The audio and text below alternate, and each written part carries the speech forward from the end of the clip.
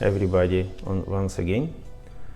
We started our overview from my favorite shrimp tank, and just in front of you is exactly my baby, which I really set up since 2018, being this current city over the last 9 years.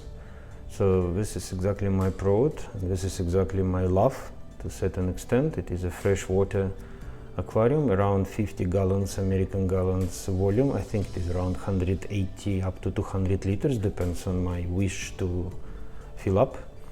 And this is some sort of idea from my side to keep aquarium as simplest as possible. So we will not see here anything super complicated with majority of industrial ideas about gas exchange, about realignment of an ecosystem.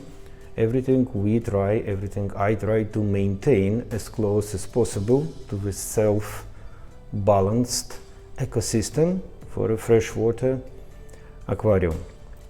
We will have a lot of short and long overview of what went well, what went bad, what did we face as absolutely weird, and what did we face as absolutely successful, despite of we did not expect such wonders.